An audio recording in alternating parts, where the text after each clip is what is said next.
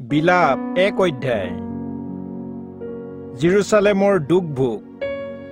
যি জেৰুসালেম নগৰ এসময়ত প্ৰজাৰে পৰিপূৰ্ণ আছিল, সেই নগৰ এতিয়া কেনে অকলশৰীয়া হৈ ৰৈ আছে। যদিও তাই জাতিসমূহৰ মাজত ক্ষমতাশীল আছিল, তথাপি তাই বিধৱাৰ দৰে হ'ল। প্ৰদেশবোৰৰ মাজত তাই ৰাণী আছিল, কিন্তু এতিয়া দাসত্বৰ অধীন হ'ল। তাই ৰাতি উচুপি বিলাপ কৰে, আৰু তাই চকুৰ পানী গালেৰে বৈ যায়। তাই প্ৰেমিকসকলৰ মাজত তাইক সান্তনা দিবলৈ কোনো নাই। তাইৰ সকলো বন্ধুৱে তাইক বিশ্বাসঘাতকতা কৰিলে, তেওঁলোক তাইৰ শত্ৰু হ'ল। দৰিদ্ৰতা আৰু ক্লেশ ভোগ কৰাৰ পাছত জিহুদা বন্দীত্ব গ'ল। তাই কোনো বিশ্ৰাম নোপোৱাকৈ সকলো জাতিৰ মাজত বাস কৰিছে। তাই হতাশা হোৱাত তাইৰ শত্ৰুসকলে তাইক আক্ৰান্ত কৰিলে। নিৰ্ধাৰিত পৰ্বলৈ কোনো নোযোৱাত চিয়নৰ পথবোৰে শোক কৰিছে। তাই আটাই দুৱাৰ অৱহেলিত হ'ল। তাই পুৰোহিতসকলে দুখত কেকাইছে। তাই কুমাৰীসকল শোকত আছে আৰু নিজেও অতি বেজাৰত আছে।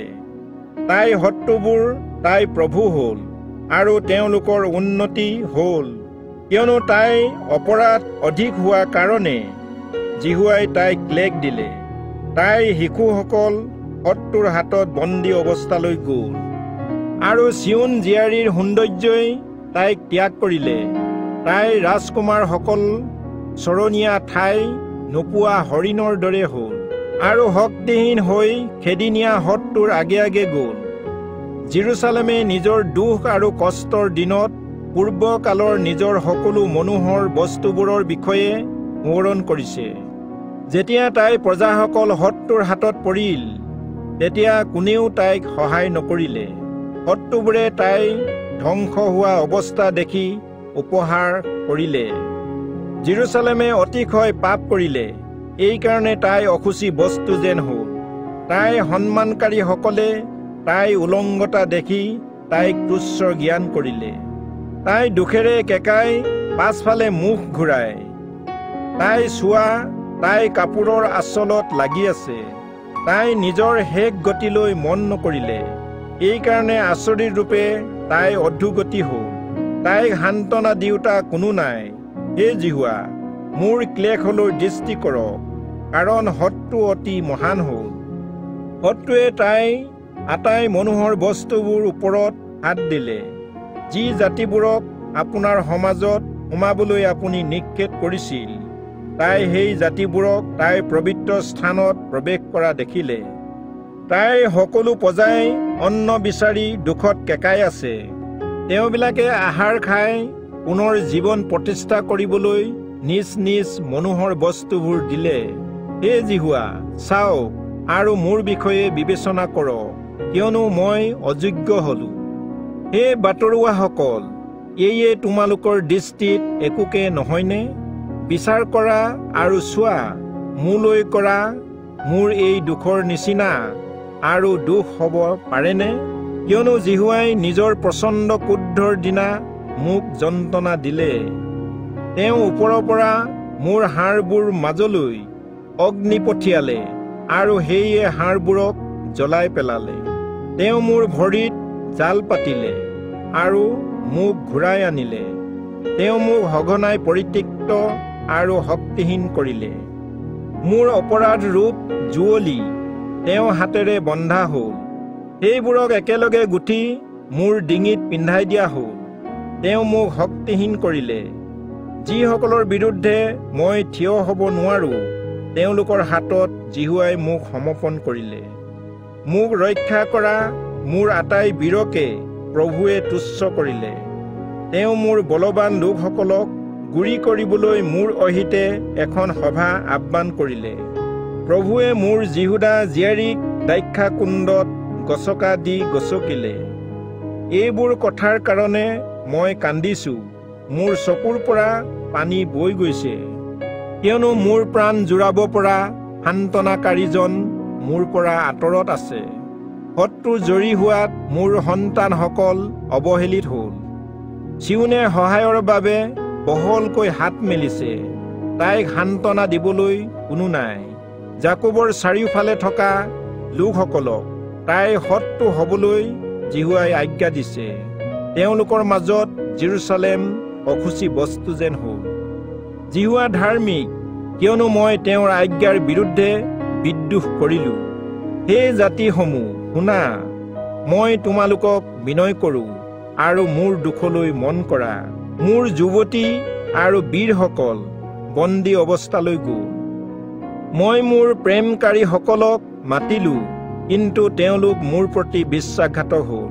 যেতিয়া নিজ প্ৰাণ ৰক্ষা কৰিবৰ বাবে তেওঁলোকে আহাৰ বিচাৰিছিল, তেতিয়া মোৰ পুৰোহিত আৰু পৰিচাৰকসমূহে নগৰত প্ৰাণ ত্যাগ কৰিলে।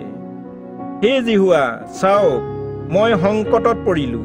মোৰ হৃদয় অত্যন্ত দুখিত হৈছে। মোৰ অন্তৰত মোৰ হৃদয় বিকৃত হ'ল, কাৰণ মই অত্যন্ত বিদ্ৰোহ কৰিলোঁ। বাহিৰত আমাক তৰোৱালেৰে নিঃসন্তান কৰিছে, আৰু ঘৰত যেন মৃত্যুহে উপস্থিত হৈছে। মোৰ কেকনি শুনক, মোক সান্তনা দিবলৈ কোনো নাই। মোৰ আটাই শত্ৰুৱে মোৰ দুৰৱস্থাৰ বিষয়ে শুনিলে, আৰু আপুনি যে এনে অৱস্থা কৰিলে, সেইকাৰণে তেওঁলোক আনন্দিত হৈছে।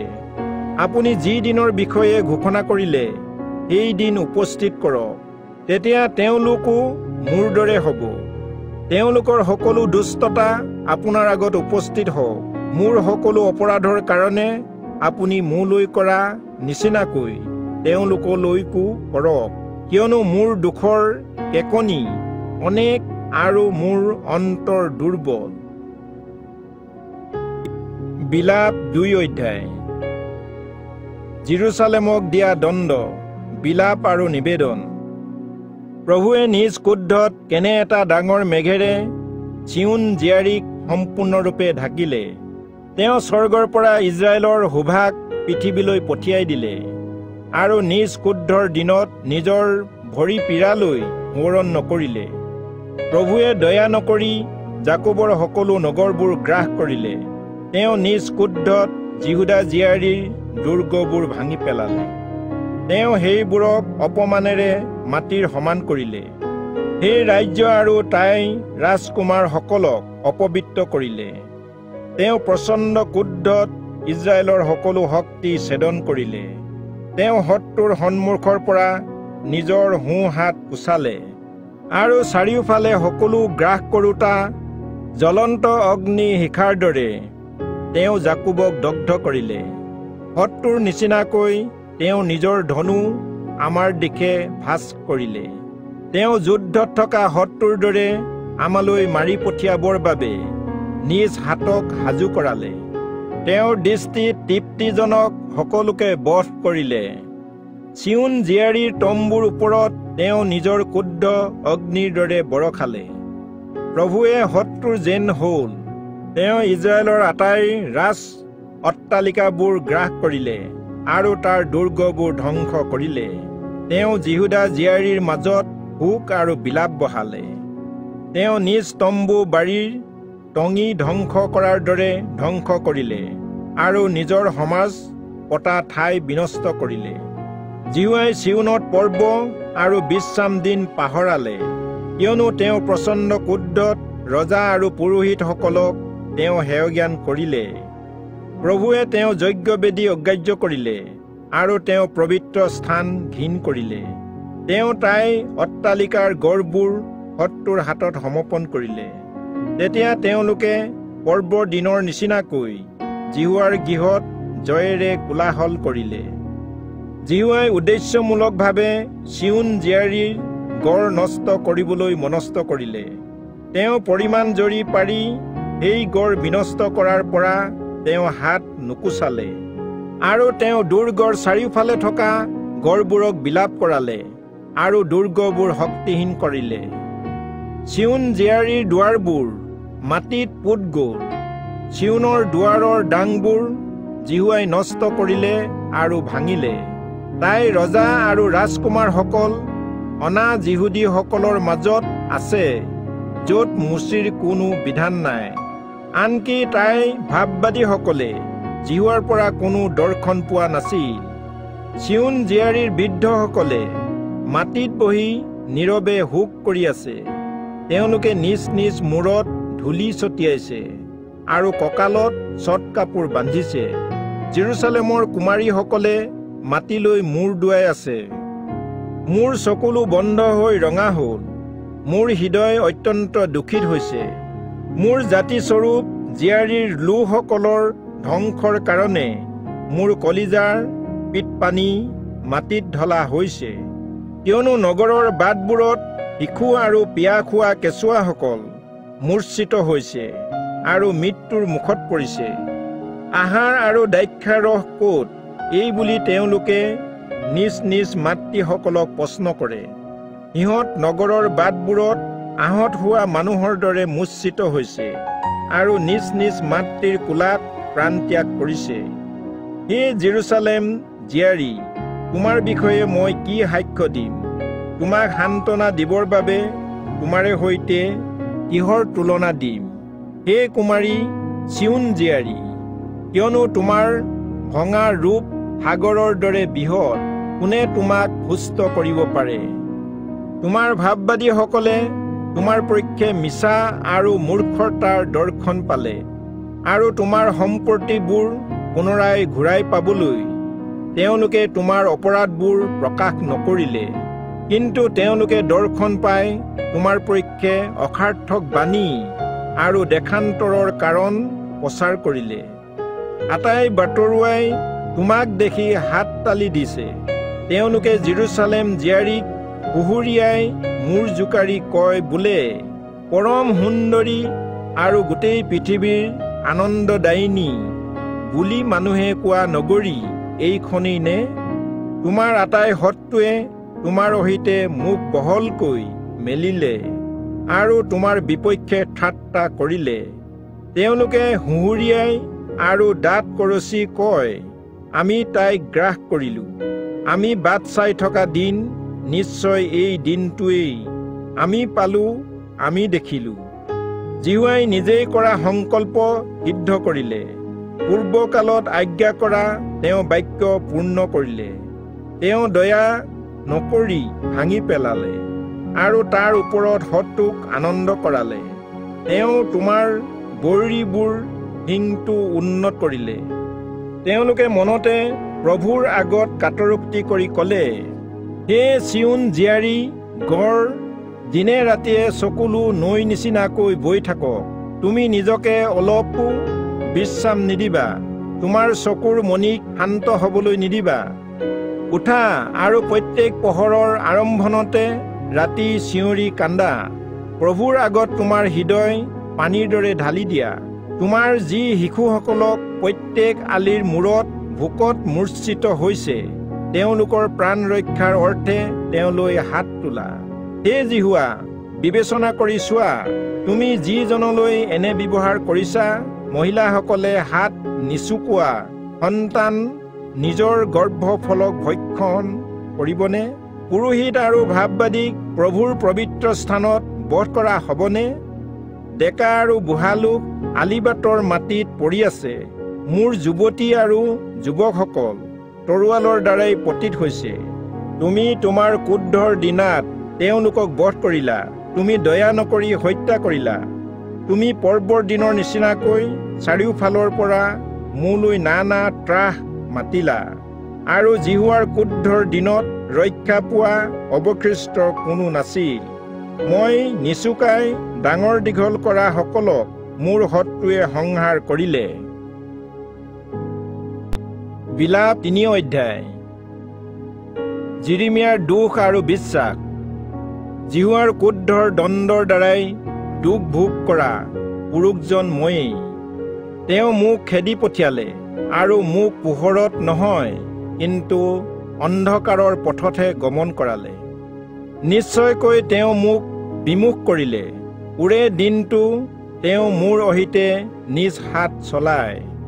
তেওঁ মোৰ মাংস আৰু ছাল জিন কৰিলে। তেওঁ মোৰ হাড়বোৰ ভাঙিলে। তেওঁ মোৰ অহিতে চাৰিওফালে তিক্ততা আৰু শান্তিৰ ৰূপ গড়েৰে অৱৰোধ কৰিলে। বহু সময় ধৰি মৃত্যু হোৱা মানুহৰ দৰে তেওঁ মোক অন্ধকাৰ ঠাইবোৰত বাস কৰালে। মই ওলাই যাব নোৱাৰাকৈ তেওঁ মোৰ চাৰিওফালে বেৰা দিলে। তেওঁ মোৰ শিকলি গধুৰ কৰিলে। যদিও মই সহায়ৰ বাবে চিঞৰি কাটৰোক্তি কৰিছোঁ, তথাপি তেওঁ মোৰ প্ৰাৰ্থনালৈ কাণ নিদিয়ে। তেওঁ মোৰ পথবোৰ কটা শিলেৰে বন্ধ কৰিলে। মই লোৱা প্ৰতিটো বাটেই বেকা। মোৰ পক্ষে তেওঁ খাপ দি থকা ভালুক, গুপুত ঠাইত থকা সিংহৰ দৰে। তেওঁ মোৰ বাট আওবাট কৰিলে। তেওঁ মোক চকুলোৰে পৃথক কৰিলে আৰু মোক অনাথ কৰিলে। তেওঁ নিজৰ ধনু ভিৰাই ল'লে আৰু মোলৈ লক্ষ্য কৰি কাঁড় মাৰিলে। তেওঁ নিজৰ টিনৰ বাণ মোৰ মৰ্মস্থানত সুমুৱালে। মই মোৰ লোকসকলৰ হাঁহি উদ্বেগ কৰা ব্যক্তি হৈ পৰিলোঁ। দিনে দিনে তেওঁলোকৰ বিদ্ৰুপাত্মক গানৰ বিষয় হৈছোঁ। তেওঁ মোক তিতাৰে পূৰ কৰিলে আৰু মোক অধিককৈ নাকদানা খুৱালে। খোৱা বস্তুত মিহলি হোৱা শিলগুটিৰে তেওঁ মোৰ দাঁতো ভাঙিলে। তেওঁ মোক চাই লৈ ঠেলি পঠিয়ালে। তুমি মোৰ জীৱনৰ পৰা শান্তি আঁতৰ কৰিলা। মই মংগল পাহৰিলোঁ।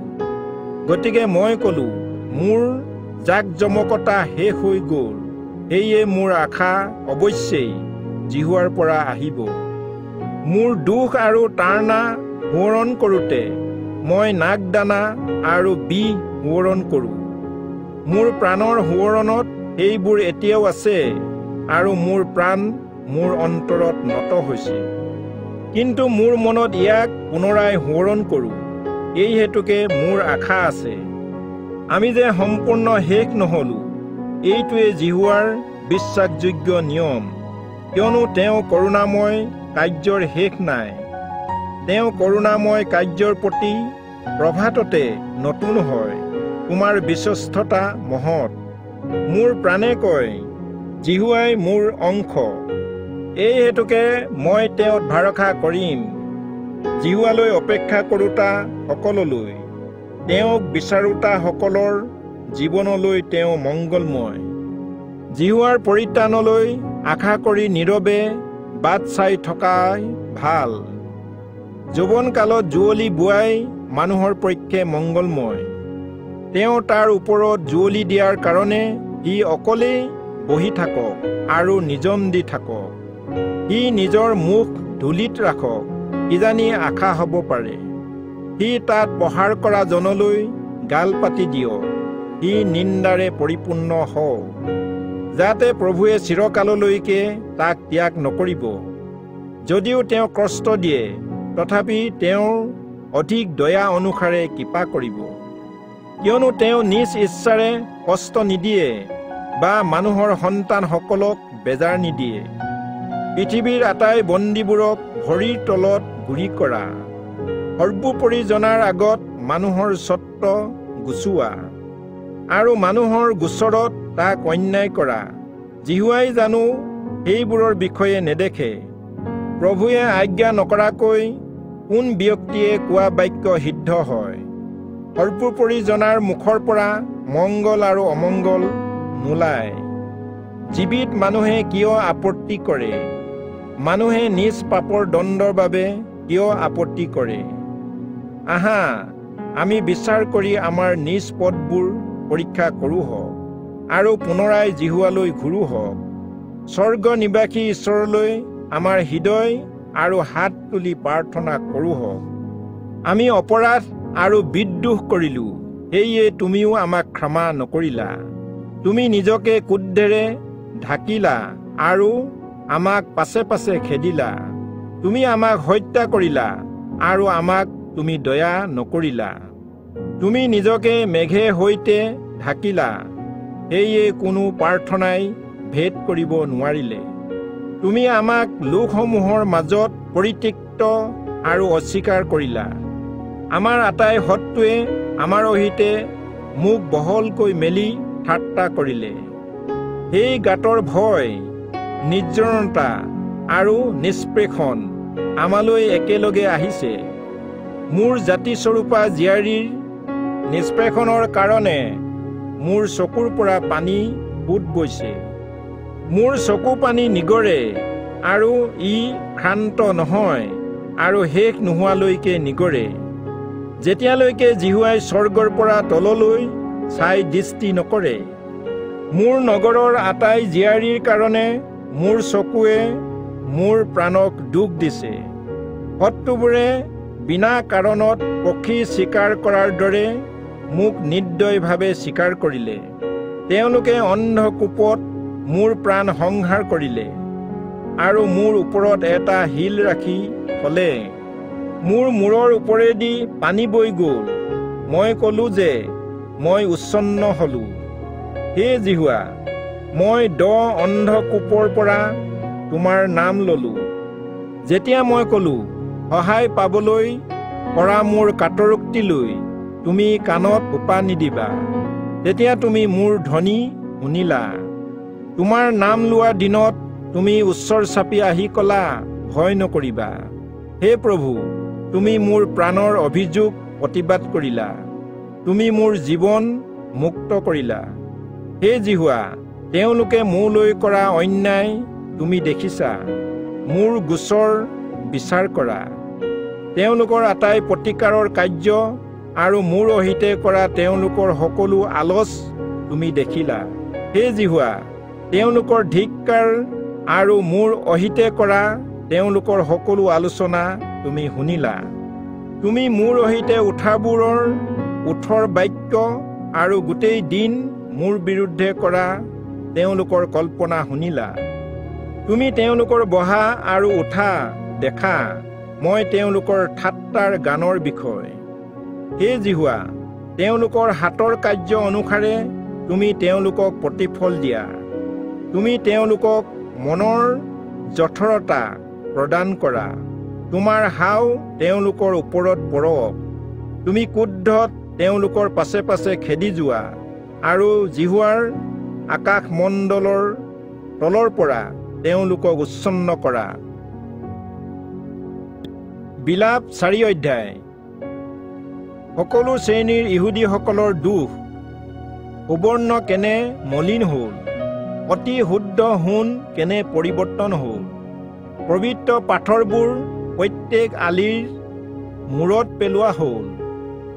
উত্তম সোণৰ তুল্য চিউনৰ বহুমূল্য পুত্ৰসকল, কুমাৰৰ হাতৰ কৰ্ম মাটিৰ কলহ যেন কেনে গণ্য হ'ল। শিয়ালবোৰেও নিজ নিজ পোৱালীবোৰক বিয়া দি প্ৰতিপালনকাৰিণী হয়, কিন্তু মোৰ নিজৰ লোকসকলৰ জীয়ৰীসকলে হলে অৰণ্যত থকা উট পক্ষীৰ নিচিনা নিষ্ঠুৰ হ'ল। পিয়া খোৱা কেঁচুৱাৰ জিভা পিয়াহত তালুত লাগিল। শিশুসকলে পিঠা খুজিছে, কিন্তু কোনেও তেওঁলোকক দিয়া নাই। সুখাদ্য খোৱাসকলে আলিত অনাথ হৈ পৰি আছে। ৰঙা বিচনাত শুই ডাঙৰ দীঘল হোৱাসকলে গোবৰৰ দম আৱতিছে। মোৰ জাতিস্বৰূপা জীয়ৰীসকলৰ অপৰাধ সেই চদোমৰ পাপতকৈও অধিক, যি চদোম মুহূৰ্ততে বিনষ্ট হৈছিল, যদিও কোনো হাতে তাইক ক্ষতিগ্ৰস্ত কৰা নাছিল। তেওঁ প্ৰধান লোকসকল হিমতকৈও নিৰ্মল, এৱা গাখীৰতকৈও বগা আছিল। তেওঁলোকৰ গা পদ্মৰাস মণিতকৈও ৰঙা আছিল।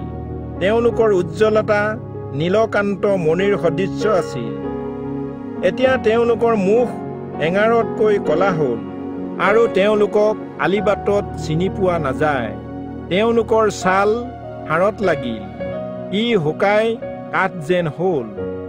ভোকত মৰা লোকতকৈ তৰোৱালৰ দ্বাৰাই হত হোৱা লোক ধন্য, কিয়নো তেওঁলোক পথাৰত উৎপন্ন হোৱা শস্যৰ অভাৱত ভোক ৰূপ তৰোৱালেৰে খোচা যেন হৈ ক্ষীণাই গৈছে।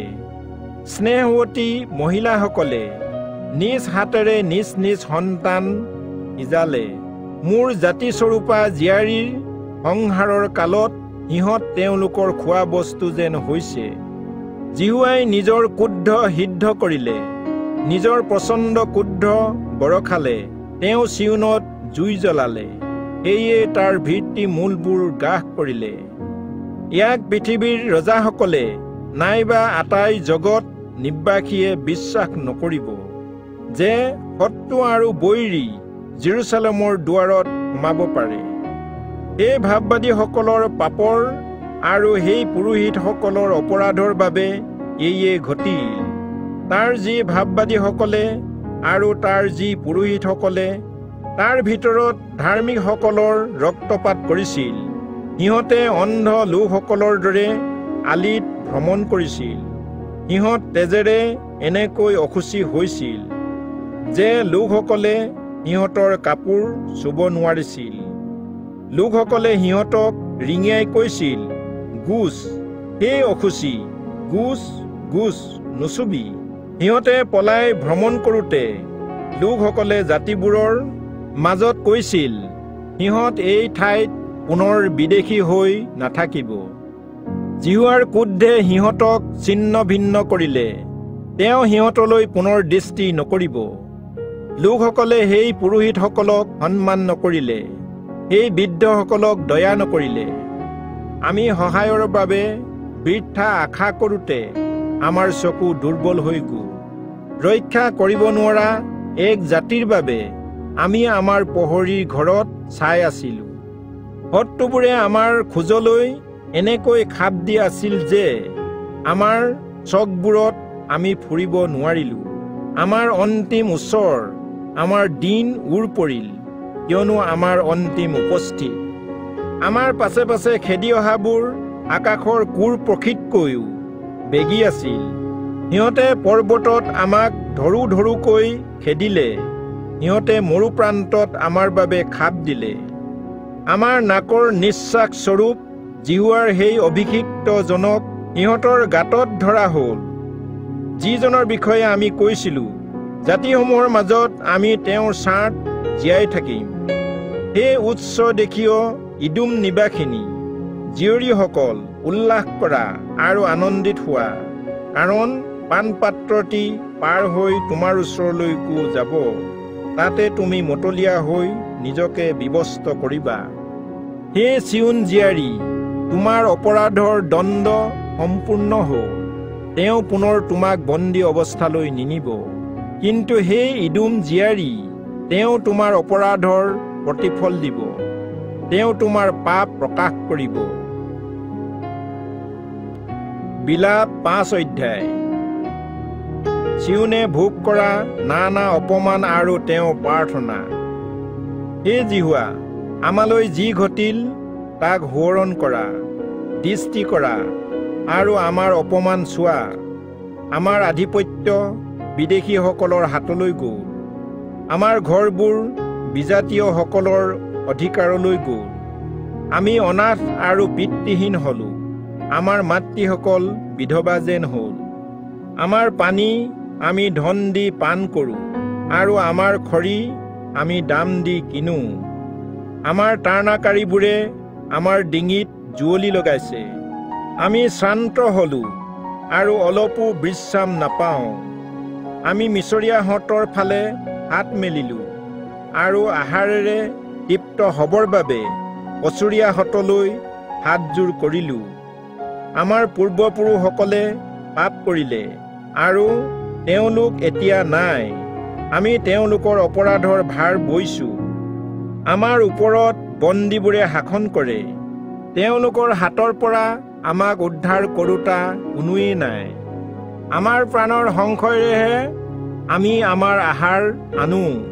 অৰণ্য তৰোৱালৰ কাৰণে, দুৰ্ভিক্ষৰ জ্বলন্ত তাপৰ কাৰণে আমাৰ ছাল তন্দুৰৰ নিচিনাকৈ জ্বলে। শত্ৰুবোৰে চিউনত মহিলাসকলক বলাৎকাৰ কৰিলে, সিহঁতে জিহুদা নগৰবোৰত কুমাৰীসকলক ভস্তা কৰিলে। প্ৰধান লোকসকলক হাতত দোল লগাই ওলোমাই দিয়া হ'ল, বৃদ্ধাসকলৰ মুখক আদৰ কৰা নহ'ল। ডেকাসকলে জাত শিল বলে, আমাৰ ল'ৰাসকলে শৰীৰ ভৰত উজুতি খালে। বৃদ্ধসকলে ঘৰ দুৱাৰ ত্যাগ কৰিলে, ডেকাসকলে গান বাদ্য এৰিলে। আমাৰ মনৰ উল্লাস গ'ল, আমাৰ নাচ বাগ গুচি শোক হ'ল।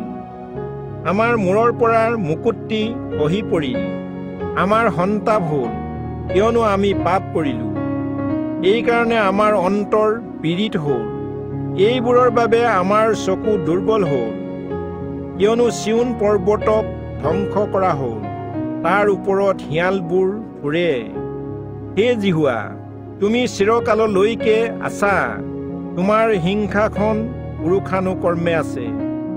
তুমি চিৰকাললৈকে আমাক কিয় পাহৰিলা, আৰু ইমান কাল আমাক কিয় ত্যাগ কৰিলা?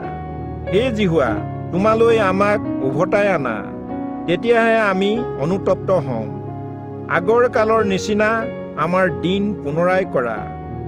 যদিহে তুমি আমাক সম্পূৰ্ণকৈ ত্যাগ কৰা নাই, আৰু আমাৰ অহিতে অতিশয় শুদ্ধ হোৱা নাই,